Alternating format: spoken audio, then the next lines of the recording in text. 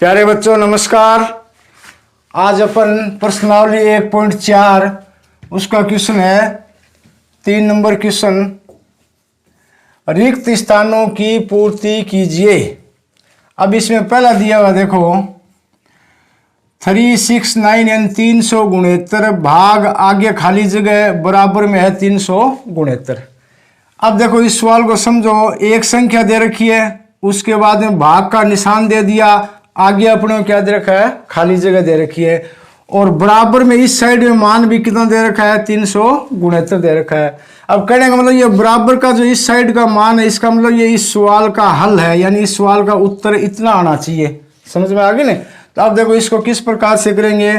तो अपन सबसे पहले संख्या दे रखी है 300 गुणेत्तर भाग आगे खाली जगह, उत्तर कितना आया 300 गुणेत्तर।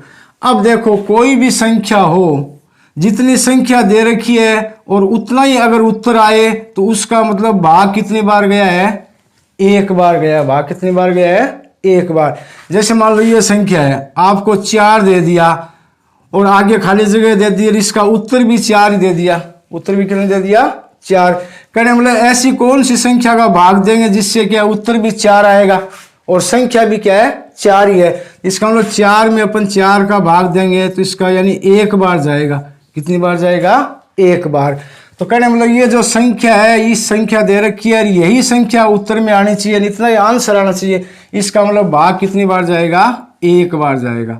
भाग कितनी बार जाएगा, एक बार। यानी 300 गुणेत्तर में अपन एक का भाग देंगे तो मान कितना आएगा, 300 गुणेत्तर ही आ गया। समझ में आ गया। जो संख्या दी गई है अगर वही यानी वही संख्या के उत्तर में है, यानी सेम टू सेम वही संख्या, जिसका मतलब उस संख्या में अपन क्या करेंगे, एक का भाग देंगे। क्या करेंगे, एक का भाग देंगे तो मान जो संख्या दी गई है उतनी आ जाएगी। तो पहले का आंसर कितना आएगा, 1। अब देखो दूसरा -75 यानी -75 दे रखा है, भाग का निशान है, आगे क्या है, खाली जगह है, और आंसर कितना आ गया, -1। आंसर कितना आ गया, -1।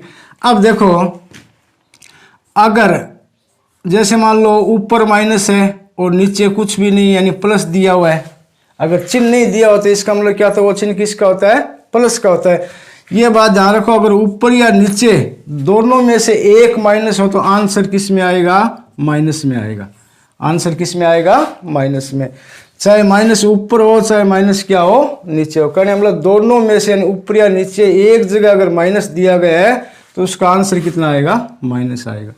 अगर इसी में देखो ऊपर भी माइनस है और नीचे भी क्या है, माइनस है, यानी बट्टा में जो संख्या दी गई, भाग का मतलब क्या करते हैं, उस संख्या को अपन बट्टा में लिखते हैं। भाग का मतलब क्या करते हैं, जो संख्या दी गई उसको बट्टा में लिखेंगे।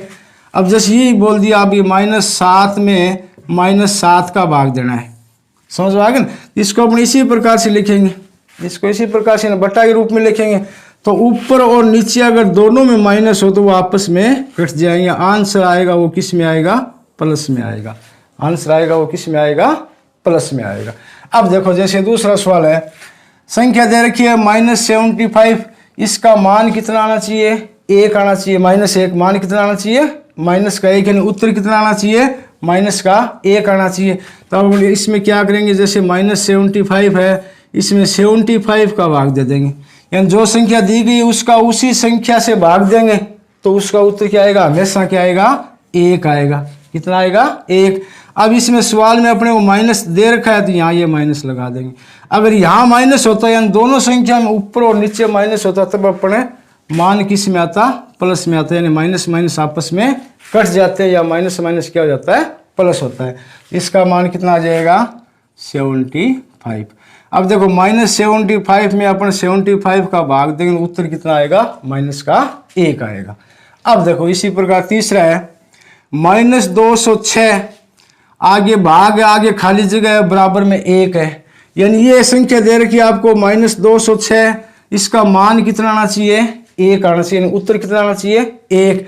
तो देखो कोई भी संख्या दी गई हो, अगर उस संख्या में अपन उस संख्या का भाग देंगे तभी तो 1 उत्तर आएगा। समझ में आ गया ना।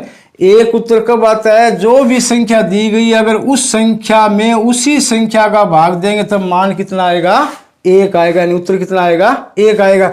ये तो बात एकदम स्पष्ट है कि इसमें 206 का अपने को भाग देना है, ये बात तो कन्फर्म होगी कि कोई भी संख्या दी गई, अगर उस संख्या में उस संख्या का अपन भाग देंगे तो मान कितना आएगा, 1 आएगा। अब देखो इसमें आगे कितना दे रखा है, 1 दे रखा है, यानी सीधा सीधा बात है। अब यहाँ ध्यान दो, इसमें ये संख्या किसकी है, माइनस की है, ये संख्या किसकी है, माइनस की है।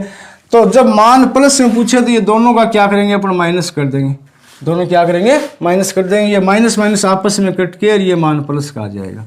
समझ में आ गया?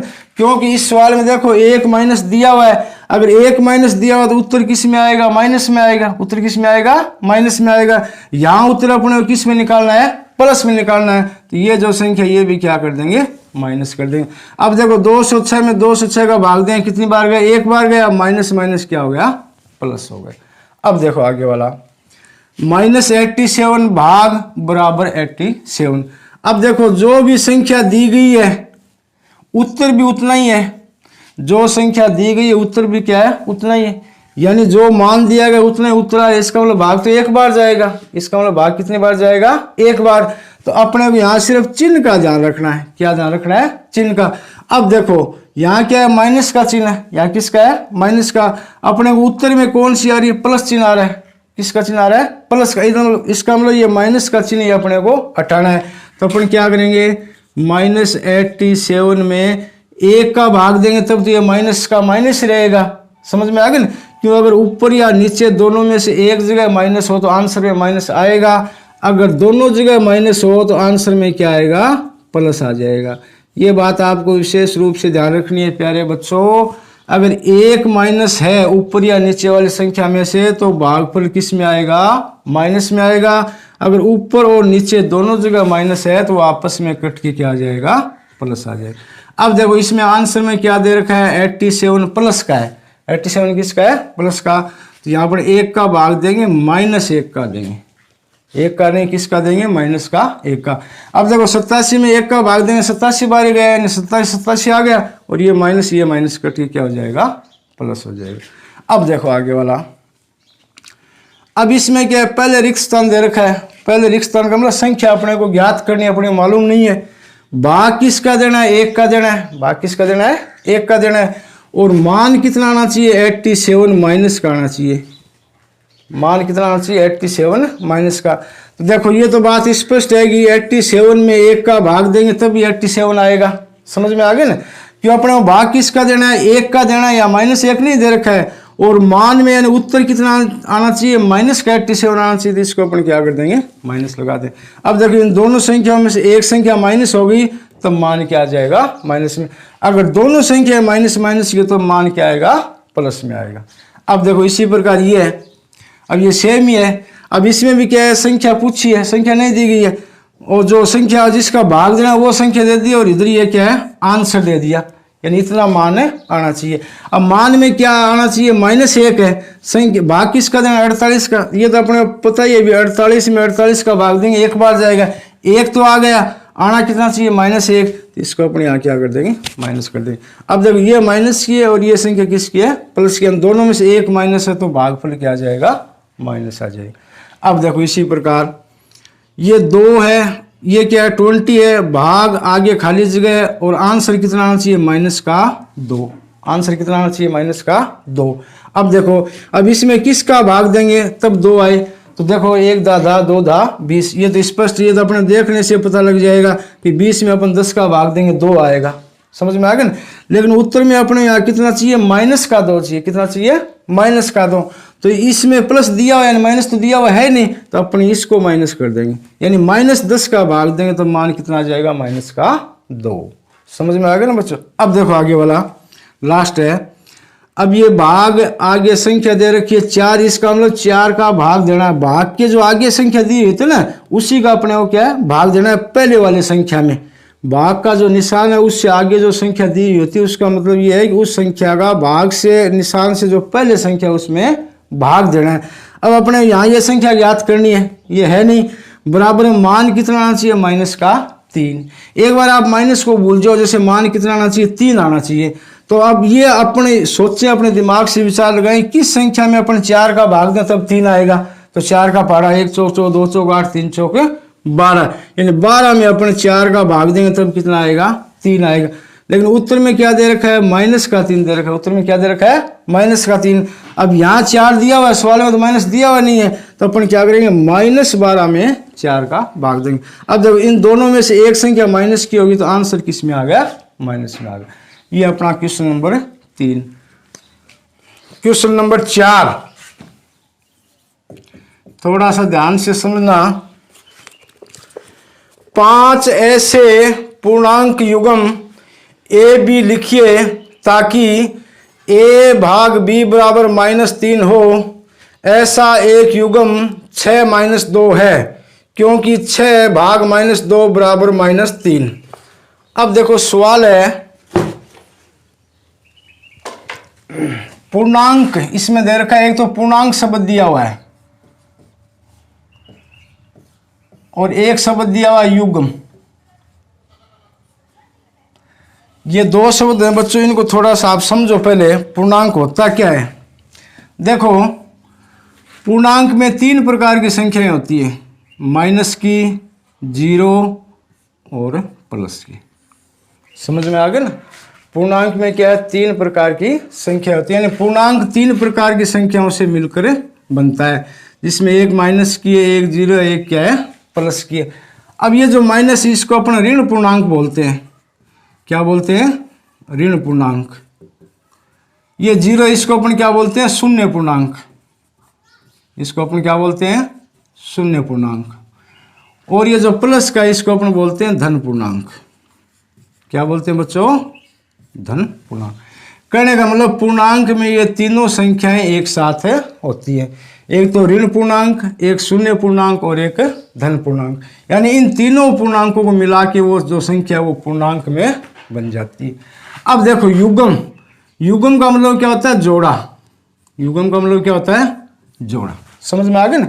इस सवाल में आपने क्या पूछा है, ए और बी इस प्रकार से एक जोड़ा बनाना है। ए और बी क्या बनाना है, जोड़ा। अब इसमें ए की जो संख्या है वो तो होगी संख्या, बी का जो मान है ना वो इस प्रकार से निकालना था कि उसमें आंसर कितना आना चाहिए, -3 आना चाहिए। कितना आना चाहिए, -3। अब इसमें दे रखा है एक ऐसा युग्म है 6 और -2।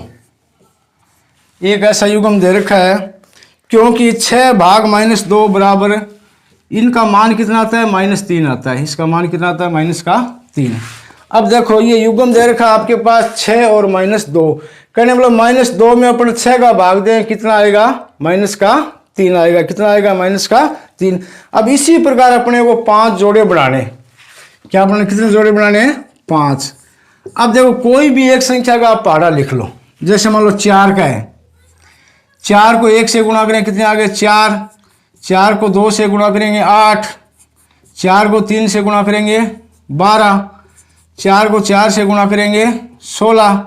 4 को 5 से गुणा करेंगे, 20। और 4 को 6 से गुणा करेंगे, कितने आ गए, 24। समझ में आ गया ना।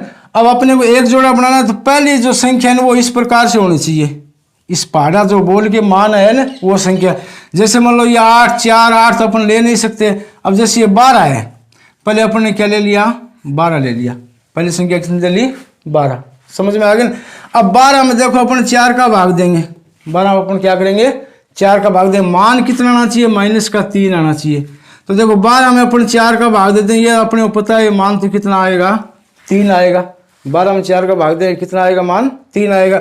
अपने को मान यहाँ कितना प्राप्त करना है, -3 प्राप्त करना है। कितना प्राप्त करना है, -3। तो इसका मतलब -4 का भाग दे देंगे अपन। किसका भाग दे देंगे, -4 का। समझ में आ गया ना।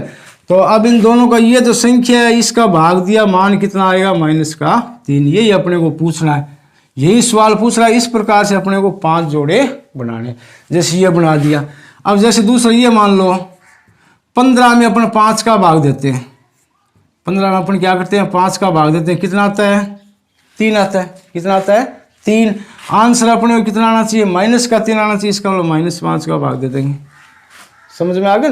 क्योंकि ये जो संख्या है ना, इस वाली संख्या, इस जोड़े में एक अपने उदाहरण के तौर पर जोड़ा दे रखा है। उस जोड़े में ये संख्या जो संख्या अपन भाग दे रहे हैं ना, वो संख्या किस में आनी चाहिए, माइनस में आनी चाहिए। नहीं तो अपन इसके आगे माइनस लगा सकते हैं, समझ में आ गया ना, लेकिन इसके आगे लगाना नहीं है क्योंकि सवाल में सीधी सीधी संख्या दी गई, यानी धन पूर्णांक के रूप में दी गई। अब जैसे मान लो ये 21 7, अब 21 में 7 का भाग देंगे, 3 बार जाएगा, ये तो एकदम नॉर्मल संख्या है, कोई ज़्यादा विशेष नहीं है, समझ में आ गया ना, पहाड़े अपने को आप सबको आते हैं। अब इसमें अपने -3 की आवश्यकता है, किसकी आवश्यकता है, -3 की, यानी -7 का भाग देते हैं। इस प्रकार से आप कितनी भी संख्या बना सकते हो, कोई दिक्कत नहीं है। जैसे मान लो ये है 18, इसमें अपन 6 का भाग देंगे, -6 का भाग देंगे, तब कितना आएगा, -3 आ गया। कितनी भी संख्या बना सकते हो। जैसे मान लो ये आपके 24, अब इसमें किसका भाग देंगे, -8 का भाग देंगे, तब कितना आ जाएगा, मान -3। ये एकदम से नॉर्मल स्वाभाविक चीज़ है। कहने का मतलब ये जो संख्या दे रखी, ये संख्या किस में आनी चाहिए, धन पूर्णांक में। जो भी अपन भाग दे रहे हैं उसको अपने को ऋण पूर्णांक यानी माइनस में रखना है। अब इन दोनों में से एक माइनस होगा तब उत्तर भी क्या आएगा, माइनस में आएगा। क्वेश्चन नंबर 5 है, दोपहर 12 बजे तापमान 0 से 10 डिग्री ऊपर था। यदि यह आधी रात तक 2 डिग्री सेंटीग्रेड प्रति घंटे की दर से कम होता है। देखो तापमान दोपहर 12 बजे 0 से 10 डिग्री ऊपर था, यानी दोपहर 12 बजे कितना था, 10 डिग्री सेंटीग्रेड ऊपर था। यह सवाल में शर्त दे रखी है, यदि आधी रात तक 2 डिग्री सेंटीग्रेड प्रति घंटे की दर से कम होता है तो किस समय तापमान 0 से 8 डिग्री नीचे होगा। 0 से 8 डिग्री मतलब -8 डिग्री कब होगा। आधी रात को तापमान कितना था, आधी रात का मतलब होता है 12 बजे, आधी रात का मतलब क्या होता है, ठीक है 12 बजे। अब देखो इस सवाल को समझो आप। तापमान जो, एक बात हमेशा ध्यान रखो प्यारे बच्चों, तापमान जो सर्दी का मौसम होता है, किसका मौसम होता है, सर्दी का मौसम में होता है, यानी ठंड ज़्यादा पड़ती है तब तापमान हमेशा क्या होता है, कम होता है। समझ में आ गया ना। सर्दी के मौसम में जब कड़ाके की ठंड पड़ती है या बर्फबारी होती है तब उसमें क्या है, तापमान क्या होता है, हमेशा कम होता है। अगर गर्मी का मौसम हो, किसका मौसम हो, गर्मी का मौसम हो या लू चलती हो तब क्या है, तापमान हमेशा क्या है, बढ़ता है। समझ में आ गया ना। गर्मी के मौसम में जब भयंकर लू चलती है, आंधियाँ चलती है, तब क्या है, तापमान बढ़ता है। बढ़ने का मतलब तापमान किस में रहेगा, प्लस में रहेगा। और सर्दी यानी ठंडा मौसम हो तब तापमान किस में रहेगा, कम में रहेगा। समझ में आ गया ना। इस प्रकार से ये जैसे मान लो ये यहाँ 0 है, अगर तापमान बढ़ेगा तब तो ये इस साइड में जाएगा, 5 है, 10 है, 15 है, 20 है, 30 है, इस प्रकार से। अगर कम होगा तो इस प्रकार से -5, -10, -15, -20, -30, यानी इस प्रकार से। समझ में आ गया। तो ये बच्चों आप विशेष रूप से ध्यान रखो, सर्दी के मौसम में तापमान हमेशा क्या होता है, कम होता है। समझ में आ गया ना। कम होने का मतलब किस में रहता है, माइनस में रहता है। किस में रहता है, माइनस में। अगर गर्मी का मौसम हो या लूएं चलती हो, आंधियाँ चलती हो, तब क्या है, तापमान हमेशा प्लस में रहता है।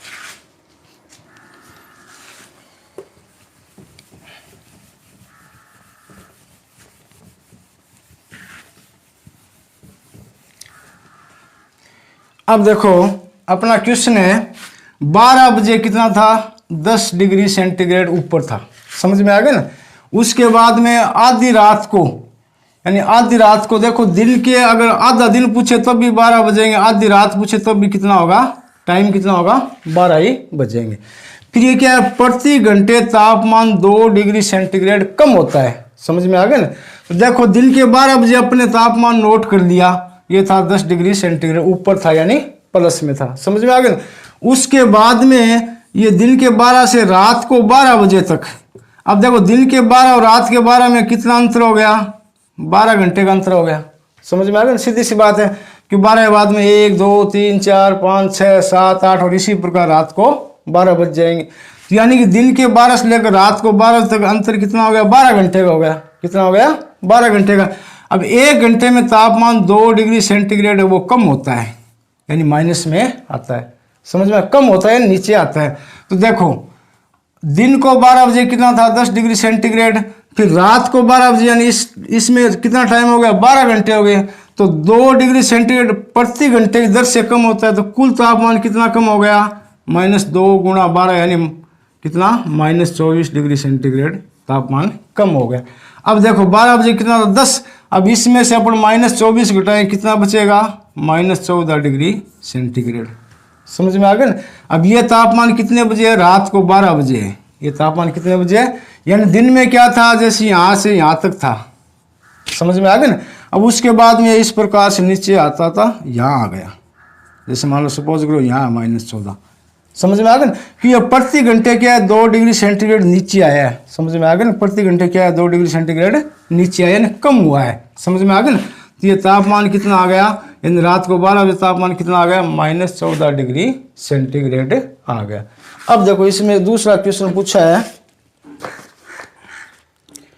तो किस समय तापमान 0 से 8 डिग्री नीचे होगा, किस समय। अब देखो 12 बजे कितना था, 10 डिग्री सेंटीग्रेड था। उसके बाद में 1, 2, 3, 4 और 5, यानी 5 घंटे में कितना हो जाएगा, यानी हर घंटे 2 डिग्री सेंटीग्रेड क्या होता है, कम होता है। समझ में आ गया ना।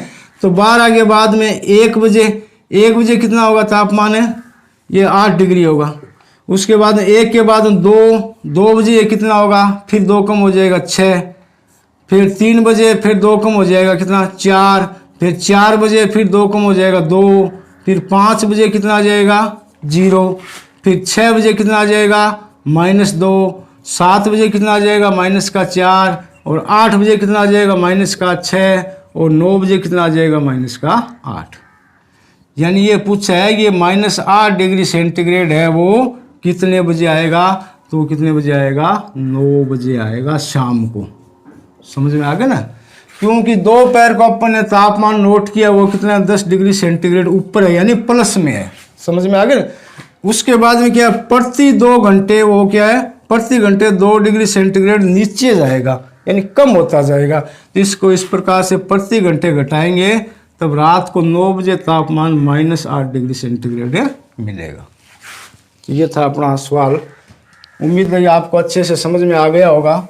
वैसे थोड़ा सा समझने वाली बात है इसमें, और कुछ भी नहीं है। तो ये तापमान के बारे में भी आपको थोड़ा सा बता दिया। सर्दी का मौसम होता है तब क्या होता है, तापमान माइनस में होता है। जब गर्मी का मौसम होता है तब तापमान क्या होता है, प्लस में होता है। ये बात आपको विशेष रूप से ध्यान रखनी है। उसके बाद में है क्वेश्चन नंबर 6। एक कक्षा टेस्ट में प्रत्येक सही उत्तर के लिए 3 अंक दिए जाते हैं और प्रत्येक गलत उत्तर के लिए -2 अंक दिए जाते हैं। देखो प्रत्येक सही उत्तर है, सही उत्तर के लिए तो है +3, ठीक है। और गलत उत्तर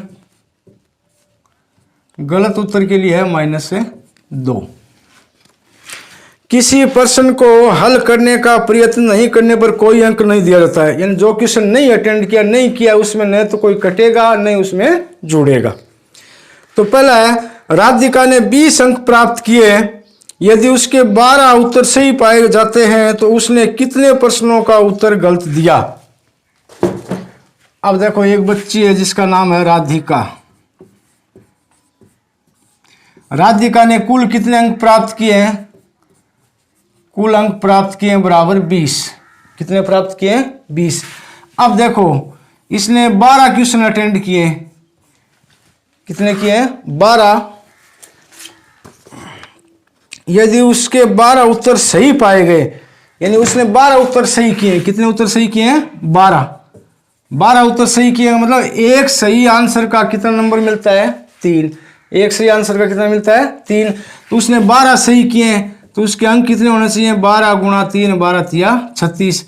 यानी वास्तव में राधिका के अंक कितने आने चाहिए, 36 आने चाहिए। समझ में आ गया ना। भी एक जो सही उत्तर है उसका नंबर कितना मिलता है, 3 मिलता है। अब इसने 12 उत्तर सही किए, 12 उत्तर क्या है, सही किए। तो 1 का 3 है तो 12 कितने आ गए, 36 अंक आ गए। यानी इसको 36 अंक मिलने चाहिए। लेकिन वास्तव में इसके कुल अंक कितने हैं, 20। वास्तव में कुल अंक कितने हैं, 20। तो यानी 36 में से 20 घटाएंगे, कितने बचे, 16। अब कहने का मतलब ये 16 अंक इसके काटे गए हैं, 16 अंक क्या इसके काटे गए, तब इसके अंक 20 हुए। समझ में आ गए। अगर इसके सही कितने थे, 12 क्वेश्चन सही है, प्रत्येक का 3 मिलाया, टोटल कितने हो गए 36। तो राधिका ये अंक कितने आने चाहिए 36, लेकिन अंक यहाँ कितने आए इसके 20 ही आए हैं, यानी ऊपर के जो अंक थे वो गलत क्वेश्चनों के द्वारा काट लिए गए। तो ऊपर कितने अंक थे 16 अंक थे, कितने अंक थे 16। अब देखो एक गलत उत्तर होता है उसका कितना नंबर घटता है -2, कितना घटता है -2। तो टोटल उसके 16 अंक कटे थे, 16 में अपन माइनस का भाग देते हैं, कितना आ जाएगा -8। समझ में आ गया ना, कितना आ जाएगा -8। या इसको सीधा ऐसे माइनस नहीं लगा के ऐसे भी कर देंगे 16/2 यानी 8। क्यों, ये जो माइनस है ये तो संकेत है, अभी -2 नंबर काटे जा रहे हैं, यानी 2 नंबर कम किए जा रहे हैं। तो उसके कितने क्वेश्चन गलत हुए थे 8 क्वेश्चन गलत हुए थे। कितने क्वेश्चन गलत हुए थे 8। तब देखो 8 गलत हुए, एक के कितने अंक कट रहे हैं 2, तो 8 के कितने हो गए 8 दूनी 16, तब जाके उसके 20 अंक उसको प्राप्त हुए हैं। इसमें दूसरा है, मोहिनी टेस्ट में -5 अंक प्राप्त करती है जबकि उसके 7 उत्तर सही पाए जाते हैं। दूसरी है मोहिनी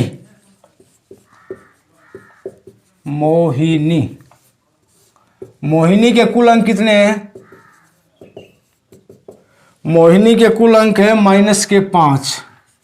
मोहिनी कुल अंक कितने हैं -5। समझ में आ गए ना, जबकि उसके 7 उत्तर सही पाए गए। अब देखो राधिका के 12 उत्तर सही है, मोहिनी के कितने हैं 7। कितने उत्तर सही है 7। तो एक सही उत्तर का कितना नंबर मिलता है 3। कितना मिलता है 3। तो 7 का कितना हो जाएगा 7 × 3 यानी 7 3 21। समझ में आ गया ना। कहने हम लोग उसके 21 अंक आने चाहिए। कितने अंक आने चाहिए 21, जबकि उसके अंक तो अपने माइनस में दे रखे हैं। समझ में आ गया ना, उसके अंक यानी उसके अंक आए ही नहीं है। ठीक है ना, माइनस का मतलब 0 से भी क्या है नीचे है। तो इसमें अपन क्या करेंगे, जब उसके 3 अंक सही के मिलते हैं, उसने 7 सही किए, इसका मतलब उसको 21 आने चाहिए। और उसके तो 0 से -5 और कम है, यानी 21 में 5 जोड़ेंगे तो कितने हो जाएंगे 26।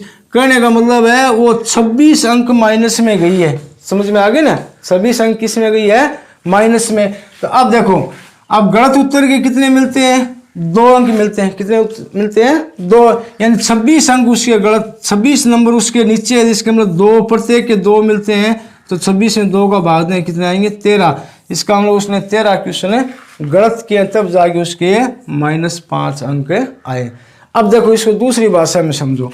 जैसे मान लो उसने 13 प्रश्न उसके गलत हो गए, तो उसके 13 दूनी 26, 26 यानी माइनस के 26 आ गए। माइनस के कितने आ गए 26, क्यों सब के सब गलत हैं तो जुड़ जाएंगे आपस में। अंक कितने हो गए माइनस के 26। अब उसके देखो 7 उत्तर सही भी पाए गए। 7 उत्तर क्या है सही भी। इसका मतलब प्लस में उसका मान कितना है 7 3 21। प्लस में उसका मान कितना है 7 3 21। भाई उसने 13 क्वेश्चन गलत किए तो उसका पूर्णांक कितना हो गया -26 हो गया। अब 7 उत्तर उसने सही किए तो उसका पूर्णांक फिर कितना हो गया +21।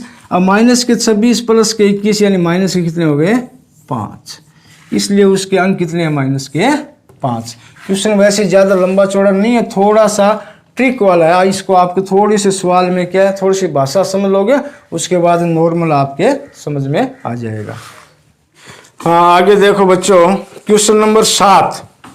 एक उत्थापक किसी खान कूपक में 6 मीटर प्रति मिनट की दर से नीचे जाता है। यदि नीचे जाना भूमितल से 10 मीटर ऊपर से शुरू होता है तो -350 मीटर पहुंचने में कितना समय लगेगा। अब देखो इसमें कुल दूरी दे रखी है अपने को। कुल दूरी कितनी है -350 मीटर। माइनस का मतलब जमीन के नीचे और जाना है अपने को, -350 करने मतलब जमीन से नीचे 305 मीटर अपने को जाना है। अच्छा अपने को शुरुआत कहाँ से करनी है, जमीन से 10 मीटर ऊपर से शुरुआत। जैसे मान लो ये जमीन है तो जमीन के 10 मीटर ऊपर से शुरुआत करनी है। तो यानी कुल दूरी कितनी, यहाँ से शुरुआत करें 10 मीटर तो ये हो गया 10 मीटर, ये हो गया 350 नीचे, यानी कुल दूरी कितनी हो जाएगी, वो हो जाएगी 360 मीटर। यानी इतनी दूरी क्या है उसको तय करनी। करें मतलब किसी प्रकार कोई मशीन उससे अपने को गड्ढा खोदना है या उस बोर को नीचे तक ले जाना है तो वो दूरी कितनी होगी 360 मीटर होगी। कितनी होगी 360 मीटर। अब देखो इसमें क्या दे रखा है, 1